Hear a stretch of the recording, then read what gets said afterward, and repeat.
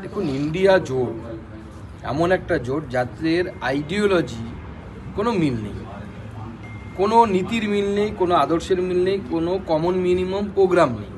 একটাই common minimum programme, মোদিকে প্রধানমন্ত্রী থেকে হটাতে হবে। নেগেটিভ ফিলোসফি দিয়ে বা নেগেটিভ থট দিয়ে এত বড় রাষ্ট্রে আপনি রাজত্ব করতে পারেন না, সম্ভব না, এটা ইম্পসিবল। সেটার জন্য জনগণ বারবার প্রত্যাখ্যান করছে। আপনি ভাবুন না, এটা সম্ভব করুন না। বাল ঠাকরের দল আর মমতা ব্যানার্জি একসাথে, যে মমতা ব্যানার্জি বলে যে গরু দুধ দেয় তার লাথি খাওয়া ভালো, আর বাল ঠাকরে সাহেব শ্রদ্ধেয় উনি আমাদের, তিনি বলতেন যে হ্যাঁ, আগার কেউ যদি আগার রেসপন্সিবিলিটি নিতে রাজি না হয়, শিবসেনা রাজি আছে রেসপন্সিবিলিটি নিতে বাবরি মসজিদ ডিমোলিশনের জন্য। বালা সাহেব ঠাকরের বলা বচন, আমরা নিজের কথা বলছি না। তো এই দুটো দল কিভাবে একসাথে আসতে পারে? তো এটা জোট নয়, এটা একটা ঘোট। আর ঘোট যখন পাকে তখন নৌকা ডুবি হয়। দিল্লির নির্বাচন থেকে আমরা প্রত্যেকটি নির্বাচন থেকে অভিজ্ঞতা লাভ করে, দিল্লির নির্বাচন থেকেও আমরা অভিজ্ঞতা লাভ করেছি। সেই অভিজ্ঞতাকে যথাযথ সময়ে যথাযথভাবে বাংলায় প্রয়োগ করা হবে, চিন্তার কোনো কারণ নেই। আমরা বাংলায় জানি কি করতে হবে। আমাদের মাঝে মাঝে ব্যাটে বলে হচ্ছে, ব্যাটে বলে হওয়ার অপেক্ষা, একটু অপেক্ষা করুন। ব্যাটে বলে হলেই বাউন্ডারির বাইরে মমতা ব্যানার্জির খেলা শেষ। এবং তৃণমূলের জন্য বার্তা দেওয়ার কিছুই নেই, কারণ তৃণমূলের সমর্থন এবং সমর্থন না করা দুটোই হচ্ছে দিল্লির ক্ষেত্রে কোনো ধর্তব্যের মধ্যেই আসে না, কারণ এখানে তৃণমূল কংগ্রেস বলে কিছু নেই। আর তৃণমূল কংগ্রেসের জন্য একটা বার্তা তো খুব স্পষ্টভাবে চলে গেল দিল্লির বাঙালিদের কাছ থেকে। যে সমস্ত বাঙালিরা পশ্চিমবঙ্গের বাইরে থাকে, যাদের চোখ খুলে গেছে, যারা গোটা ভারতবর্ষে কি চলছে দেখতে পাচ্ছে, কারণ দিল্লিতে কি হচ্ছে তারা তো দেখতে পাচ্ছে, আর পশ্চিমবঙ্গে কি হচ্ছে দেখতে পাচ্ছে। পশ্চিমবঙ্গের বাঙালিরা যারা স্টেটের মধ্যে আবদ্ধ, তারা অনেক সময় দেখতে পান না। স্বাভাবিক গ্রামের মানুষ নিজের পেটের রুজি রোজগারে ব্যস্ত, তারা কোথায় দেখবেন? সেই বাঙালি, যে বাঙালির চোখ খুলে গেছে, যারা গোটা দেশের উন্নয়নকে দেখছে, তারা কিন্তু মমতা বন্দ্যোপাধ্যায় বা তৃণমূল কংগ্রেসের সাথে কিন্তু নেই। এমনকি আপনারা যদি ব্যাঙ্গালোরে বসবাসকারী বাঙালির সাথে কথা বলেন, মহারাষ্ট্রে বসবাসকারী বাঙালিদের সাথে, আমি সব জায়গায় কথা বলছি, কোনো জায়গার বাঙালি মমতা বন্দ্যোপাধ্যায়ের অবস্থানকে সমর্থন করে না। বাংলায় এই বার্তা যাওয়ার শুধু অপেক্ষা মাত্র। এবং সেই জন্য আমরা এই প্রবাসী বাঙালি যারা আছে তাদের মাধ্যমে আগামী 26শে নির্বাচনে আমরা বলবো যে আপনাদের আত্মীয় স্বজন বন্ধু বান্ধব যারা আছে তারা সবাই বাংলার বাঙালিদেরকে বার্তা দিন যে মমতা বন্দ্যোপাধ্যায়ের আমলে, মমতা বন্দ্যোপাধ্যায়ের নেতৃত্বে বাংলা ক্রমশ পেছোচ্ছে। যতই মুখে আমরা এগিয়ে বাংলা বলি বা বিশ্ব বাংলা বলি, বাংলা আসলে নিঃস্ব বাংলা। প্রায় 27 বছর, 30 বছর হতে চললো প্রায়। তো 27 বছরের বেশি সময় ধরে আমরা ক্ষমতায় নেই। শিলা দীক্ষিতের আমল থেকে আমরা ক্ষমতায় নেই।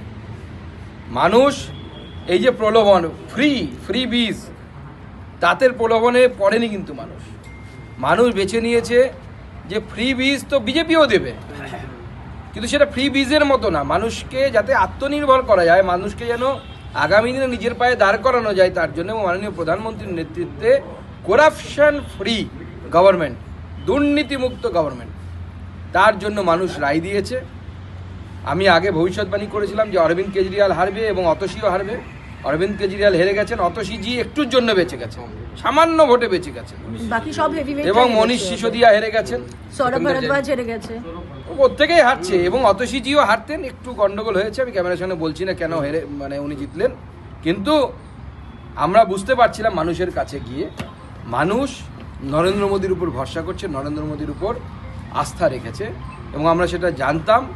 এবং সেটাই কালকে রাত্রিবেলা আমরা এখানে আলোচনা করছিলাম, আমার গৃহপ্রবেশে মাননীয় সুনীল বানসালজি এসেছিলেন, তার সাথে যখন আমরা আলোচনা করছিলাম তখন এই কথাটাই উঠে এসেছে।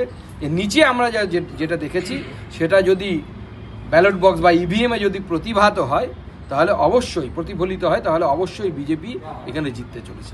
এবার বাঙালি প্রকোষ্ঠ, আমি বাঙালি প্রকোষ্ঠের সকলকে, এখানে আমাদের কিশোর তরফদার আছে, আমাদের অরুণদা আছে, এবং অন্যান্য যারা আছে, তাপসদা এখনো পৌঁছয়নি, এরা অক্লান্ত পরিশ্রম করেছে। এবং এই অনেক দিন পর আমরা দেখছি বাঙালিরা একত্রিত হয়ে আমরা করতে পেরেছি, যে বাঙালিরা একত্রিত হয়ে আমরা একসাথে নরেন্দ্র মোদীর পাশে দাঁড়িয়েছি, বিজেপির পাশে দাঁড়িয়েছি। আমাদের সাংসদ জ্যোতির্ময় সিং মাহাতো, আমাদের বিরোধী দলনেতা শুভেন্দু অধিকারী সহ বাংলার এক ঝাঁক বিধায়ক, বিধায়িকা, সাধারণ কর্মী, তারা পশ্চিমবঙ্গ থেকে এখানে এসে যেমন পড়েছিল, আবার দিল্লিতে বসবাসকারী বাঙালি তারাও মাঠে ময়দানে নেমে তারা কাজ করেছে এবং প্রচুর পরিশ্রম করেছে, এবং তাদেরকে সেই জন্য আমি সাধুবাদ জানাই।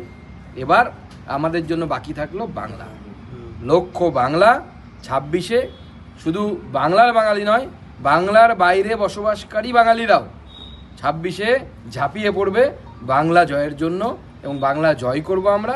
শ্যামাপ্রসাদ মুখার্জির পার্টি, শ্যামাপ্রসাদ মুখার্জির মাটিতে, শ্যামাপ্রসাদ মুখার্জির জন্মভূমিতে আমরা গেরুয়া পতাকা, বিজেপির গেরুয়া পতাকা তুলব। রাজনীতিতে প্রত্যেকটি রাজনৈতিক দল তাদের ম্যানিফেস্টো করবে, তারা ভোটে লড়বে, এটাই তো স্বাভাবিক। রাজনীতিতে তো কোনো, আমাদের তো দেশে বাইপোলার পলিটিক্স নেই যে দুটো পক্ষ ভোটে লড়বে। এবং প্র্যাকটিক্যালি আমাদের রাজ্যেও যে তৃণমূল কংগ্রেস জিতছে, আপনারা দেখুন সিপিএম যে পার্সেন্টেজ ভোট পাচ্ছে, বা সিপিএম আর কংগ্রেস একসাথে যে ভোট পাচ্ছে, বহু জায়গায় বিজেপি যে মার্জিনে পরাজিত হয়েছে তার থেকে অনেক বেশি ভোট সিপিএম পাচ্ছে।